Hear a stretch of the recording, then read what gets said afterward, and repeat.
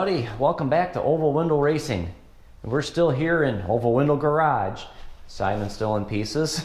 I still got a messy table over there and a messy bench. I'm still in the middle of reassembling the 5-speed transmission for Simon here. I figured since I was kind of at the reinstallation stage that I would show you guys kind of what I got going on here. Since I'm back here to reassembly phase of the transaxle, I figured I'd kind of point a few things out and show you guys a few of the tools that I use when I tear these things down and then reassemble them. I'm at the stage here, as you can see, I've got the intermediate housing into an old crusty transmission case. And what I'm doing here is the reason the intermediate housing is in the old transmission here is I am setting the shift forks. And I'll tell you a little bit more about what's going on there and why I'm using an old transmission case. But basically, I've said it in the past and I'll say it again, the tools make the mechanic. A mechanic is only as good as his tools, and I'm an Harbor Freight mechanic. But basically what I mean by that is if you're like me, you're limited on what you can do because of the tools you have or do not have. And I'm going to show you some of the tools I use for these transmissions, and I'm not saying you have to go out and buy them. I'll tell you, the first few transmissions I tore down, I didn't have some of these tools, but some of these tools I've made, and some of them I bought new. The ones I bought new, you probably could have made some of them, but yeah, definitely make the job much easier. So hold on. All right, basically I'm gonna tear down, get all the nuts and bolts off. Of course, you're gonna use basic hand tools or whatever your favorite power tool is. And the next step, I think I've already showed you guys the side gear puller in the last previous video, so I'm not really going to go into detail on that because I've already made a video out on it.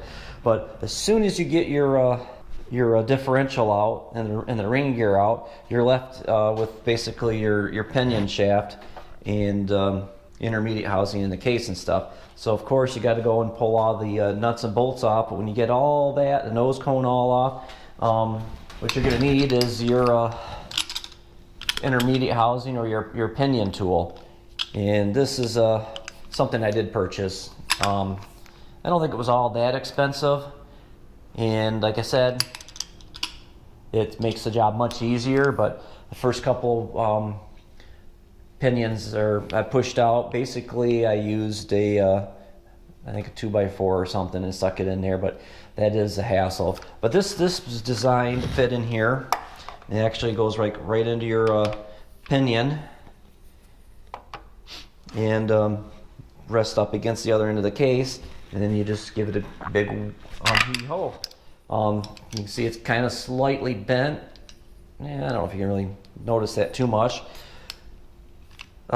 Basically because sometimes like those are in there tough, sometimes they come right out.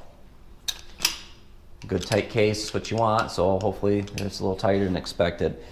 I will move on. Once you get that down, then you got to start pulling gears and stuff off. And with the, we'll give you a walk around here. I'll flip this over actually. It's a little easier to see on this side. But basically, this is 5th gear. In 5th gear, I'm basically running a stock 4th gear in the 5th gear position, basically giving my overdrive. But yeah, I swapped the 089 out for an 082, hopefully get a little more highway speeds. But you can see here that Berg came up with an inventive design here where he put the 5th gear on the opposite side of the intermediate housing and the rest of the gear stacks. And in order to get this all off, you have to get off these special nuts, as Berg, and Berg actually does sell a tool for that, but I basically just use the old adjustable wrench on it. I don't even know what the tool looks like. And he also sells a gear puller for this. But I discovered that the good old crank gear puller, get the timing gears off the crankshaft, works just as good. Now, there's a hub in here, and I did use, in order to get the shifting hub off, I did use one of these old pullers. You can get these just about any hardware store in order to get that off. But the gear puller I think he's talking about, get the 5th gear off. Basically, this works great. About the same size, and I've never tried it, but you probably could almost use this to get 4th gear off of the pinion shaft. I usually use the press for the pinion shaft. This is a 20-ton press, and basically that can be bought at Harbor Freight too. I think they generally run around $130, $140 depending on where you get it. But yeah, this is kind of a must. It definitely makes the job a lot easier. And then you gotta have yourself an assortment of pressing tools and devices. I got wood stacked back here. I use this one a lot. It's just basically a hunk of tube. I got another big hunk of tube, depending on how long you need to go. And I think I used this a couple of times. I think this came off the one puller I broke. So I'm still kind of using it. And with this, it is kind of a hassle with the table there. In order to move it up and down, you got to pull those pins or rods, and it's kind of heavy to move it up and down, kind of cumbersome. Back when I lived at my other house, my neighbors had a really nice 50-ton press, and the table was on a crank. It took a little time sometimes to crank it up and down, but I think it was a lot easier than pulling and putting the pins, and then you definitely had a lot more play and movement and where you can set the table. With this thing, you're limited on the holes, so then you got to kind of come up with some type of a spacer system to make up the difference. Otherwise, you wind up cranking the jack down. But yeah, that's definitely nice. I mean, it's probably just as handy as having a parts washer. Of course, I use the parts washer a lot more, but when it comes to like the transmission work, it's definitely a plus. Okay, I jumped ahead a little bit. In order to get like your axles off, if you're dealing with a swing axle, and I'll show you how you kind of identify that. Your swing axle is going to have these big, long, clunky tubes on them, and an IRS has independent rear suspension. Basically, what that means, it'll have a little thinner axle with CV joints on the end, and I don't really know why they consider that the independent rear suspension when your swing axles are basically independent rear suspension too. But you'll find it easier in order to pull. Sometimes you need to pull the axle bearing off the axle, and that's where a two-way puller like this comes in handy. And then you can use like these old, these are probably engine studs again, because they'll screw into the where your backing plate will screw in, same thread, and then then you just kind of use this to pull it off. I actually think I used the other puller I just showed you, or no, I think I used the puller for the side cover puller in order to get that pulled off too. Kind of using the same idea with the studs. Okay, so once you get all that stuff apart, in order to like completely tear down the pinion, if you want to change the bearings and stuff out, or if you're going to go to an earlier pinion style bearing, the IRS and the swing axle cases do have a different way of those mounting. You're going to need to like take the nuts off of those, and that's where I built this tool. Basically grabbed an impact socket and welded it to a half-inch drive. Sacrificed some more tools to make a tool, but there's a goofy nut on there, and it basically has 4 slots in it, and I just kind of ground this to fit the slots, and you can see where my weld didn't hold one time and it broke it off, and then I wound up re-welding it on there again. But again, I'm utilizing more parts, and what we have here is a slider hub. I believe that this is a I think this is a first and second slider hub. Yeah, it'd be a first and second slider hub because your pinion's going to have these splines in it. So I use this to hold that I use this to hold the pinion in a vise, and then you can put this on that nut, crank her off. Now, like I said, the IRS got a different type of nut on there, and I don't really work on those much, and I don't really reuse those nuts. I like the earlier style nut. So basically, you can kind of chip those off with like a chisel, a dull chisel, or a punch, or a screwdriver, whatever your preference of hammering objects are. You can actually do that with these too, but I find it easier. You don't mess the nut up as bad if you use one of these. And of course, to reassemble, you do the same thing. There's some shims underneath there, like when you're shimming the first gear idler gear, that you may want to move around in place so you can get a little bit of end play in there, or take end play out.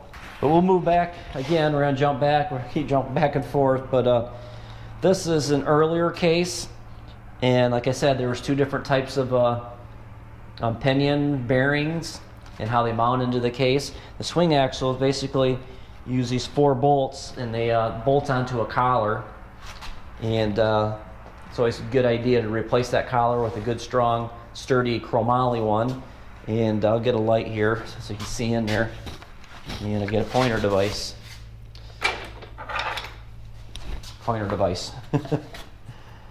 But yeah, this shiny thing in here is the retainer for the pinion, and this only goes on here one way, and if you get it wrong, then you got to take everything back apart and move it around. So always pay attention. It's kind of hard to explain when it's in here, but this is your first and second gear shift rod. It runs along this area here, and this is flat. It's a little flatter on this side. The other 3 aren't as flat. And then your main shaft, which is in here, runs over the top of that, and it's actually kind of indented a little bit for that too. So yeah, I always seem to get it wrong once or twice. So where I'm getting at with that, like I said, this one's held on with 4 nuts. Yeah, they use these kind of like a goofy lock washer. But now the IRS's were held on differently. There's actually this big, huge, like, nut that went on, and it goes on to the outer rim of the pinion bearing race. And that's actually threaded, and it kind of protrudes through the case a little bit. And like I said, it's always a good idea to add that extra sturdy chromoly retainer. Well, when you're talking about the early style, they actually make a good chromoly nut for that. It's a little stronger than the factory ones. But yeah, the pinion, like I said, takes that big nut and takes a special tool or socket to take it off. Again, you could use probably a screwdriver, chisel, or punch, but then you risk damaging that that nut, and you're spending a lot of money to get that chromoly one. Because I think the last time I priced them, they were darn near $70, I think, 50 to 70 bucks, and you don't want to damage that. So it's always good to get the tool, and we're gonna do a little unboxing. I bought this thing years ago. I don't use it very much because I don't really do too many IRS's, but it's just a big fancy socket. Look at that. I believe this is chromoly as well. I think this thing might have been $70 or $80 as well. Might have been more than that. It's hard to say. It's kind of designed so you can get in here and work. Generally, there's not these. Shine down in there. Generally, these aren't here. These are just my guides, so I can get that retainer in there straight. Take these out, but yeah, generally there's, like I said, just a big nut in there, and this is open on one side, so you can kind of work around your reverse gearing here. But yeah, another good tool to have so you don't wind up damaging anything. So we keep the expensive stuff in the box. Like I said, I'm always reusing stock parts. I don't know if I didn't point it out, but this basically fits on your main shaft, and I don't know if you guys noticed the last video I was actually holding the main shaft up on the table with this. This is found here on your main shaft and your clutch shaft here, and this is how they're held together. There's actually like a double threaded bolt that goes in there, then this slides over and runs onto your reverse gear, and that's kind of how your car goes backwards. Now here's a couple more tools, I guess I would say, calling them. Of course, again, I made them out of old Volkswagen gears, sacrificed gearing, and kind of what I got going on here. This is the difference between like your IRS gears and your earlier swing axle gears, and a lot of high performance guys like running these older ones because, of course, you can see the gearing's a lot thicker, the teeth are a lot thicker, and a lot stronger. But basically what I kind of got going on with this one, this is kind of what I use for setting up ring and pinion end play and depth. But I didn't have to do that with this because I didn't change out anything in that area. But this would actually go on the end. Basically I welded this pin on here so you can put a dial indicator up on it. And it was basically set for trying to set the gear gap between the pinion and the ring gear. So like I said, I'd put a feeler gauge up against there and see how much it rocked back and forth. And then I tried this trick.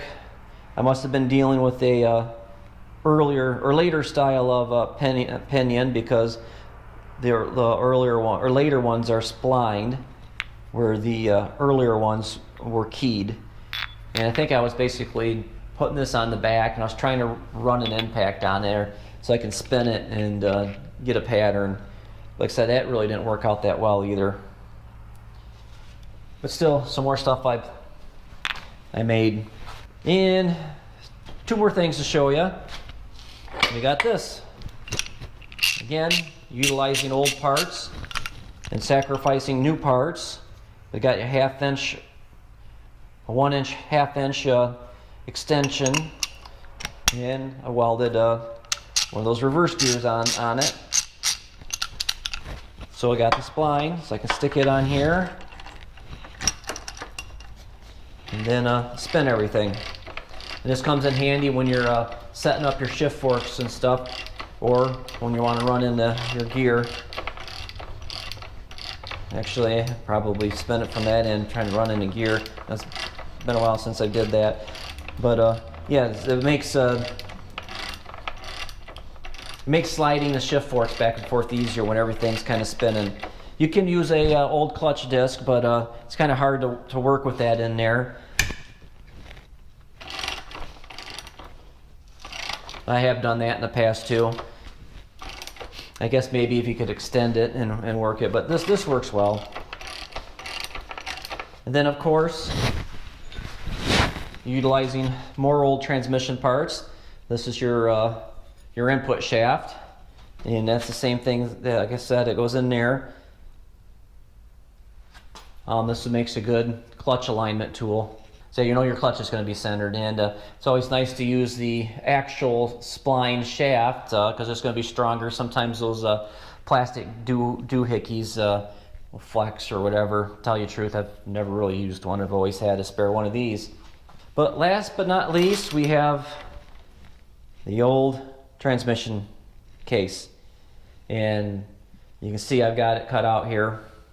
Got the gears and the shift forks all exposed. And there's first and second shift fork, third and fourth shift fork, and fifth gear shift fork.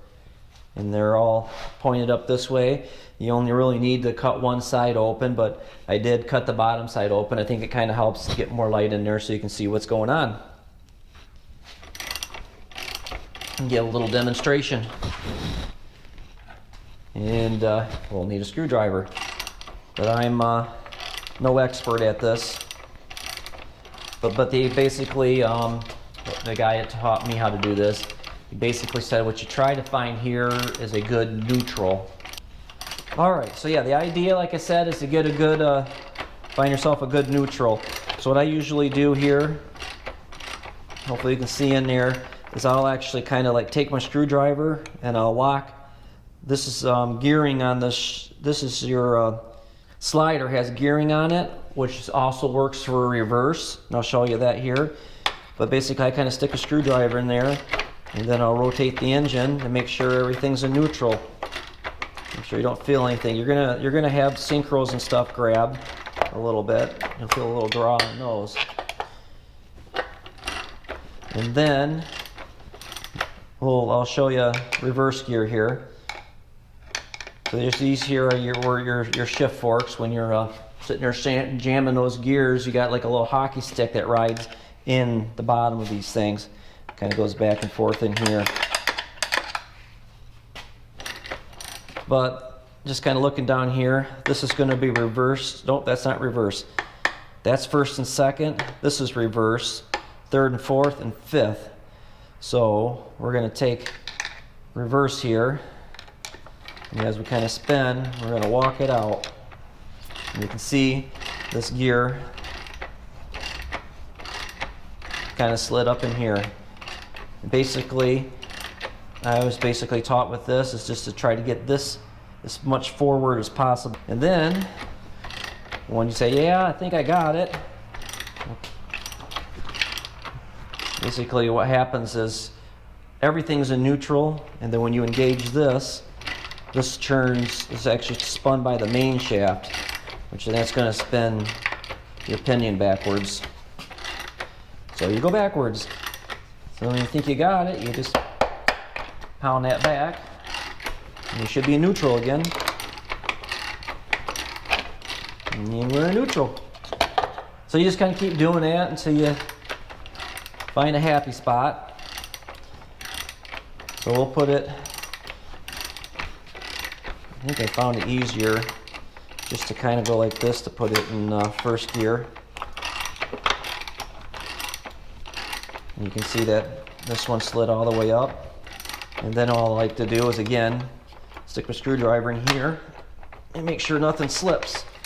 So that's good. So we'll move it back. Make sure we have a good neutral again. And now, we'll see if we can get it to go into second gear. It's kind of cumbersome. And it might be easier just to kind of do this.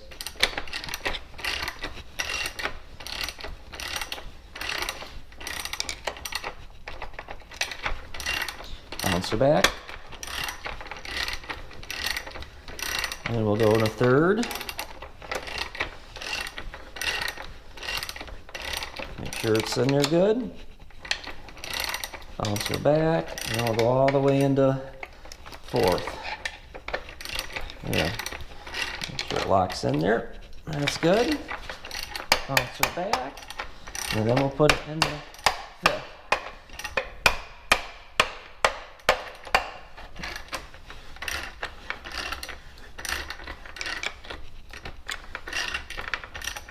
And that's good. Make sure we got a good neutral. There, and that's what I do. There may be another way to do this, but that's kind of how I've always done it, and sometimes I get lucky, sometimes I don't. So we'll just keep our fingers crossed and hope everything's where it's supposed to be. Another couple of things that I'm going to point out here. Maybe not a couple. Well, yeah, I'll point out a couple. This here's, like I said, this is first and second shift fork. It slides the shift the sliding hub back and forth. This is steel. The earlier transaxles had steel shift forks, and the later ones had a brass shift fork. And everybody always says to run the steel one, and I have always had the steel one. And if you can see, I've got a roll pin here. Since you're always really jamming, at least down into second gear, really hard. I actually had one slip on me one time and lost second gear. And it's a lot of work to get this stuff out and all back apart. And so my training builder kind of basically taught me Actually, he was the one that put together the first time when it slipped too. But he goes, yeah, I guess we're gonna have to pin that. So yeah, it's always a good idea to pin that if you can. But when you're doing that, you don't want to drive the pin all the way in. You can see I've got sticking out, because you got to get it back out. If you can't get that back out, it's really, I don't even think you can get the gear stacks back out of the intermediate housing unless you get that out of there. Yeah, that's kind of how the shift forks and everything work. And the fixture I got here, like I said, is just made out of an old Volkswagen transmission case, swing axle. I got two fixtures, like I was saying previously. The pinion bearing races are different between the IRS and the swing axle, so I do have two fixtures. The other one, I think, was built off of one of my older cases that I wound up cracking. But Volkswagen did make a tool for this. I don't know if anybody made any aftermarket tools for it. Right, I got one more tool to show you. This is probably a must-have. The good old heat gun. Craftsman industrial strength heat gun. That's right. Before I was a Harbor Freight tool mechanic, I was a Craftsman Sears tool mechanic. Unfortunately, you can't get them from Sears anymore. I think you got to go over to Lowell's. But yeah, in order to install the pinion bearing race into the case, it's best to heat the case up. And the easiest way to do that is to heat the case up and expand it so that you can slide the pinion race in, because the pinion does fit in the case really tight. I don't know if it's press fit or not, but if you heat the case up, the case will expand to allow the pinion to slide in easier. So a heat gun you can use. I've used a torch before, but the heat gun seems to work a little better, which I'll be using this because that's the next step. So yeah, again, thanks for joining me again, and hopefully you learned something. I know sometimes I have a hard time explaining things, but basically you get an idea of the inner workings of the transmission and some of the tools it takes to tear them down and put them back together. So as always, keep the flat side down, the shiny side up, and keep shifting those gears. We'll catch you later.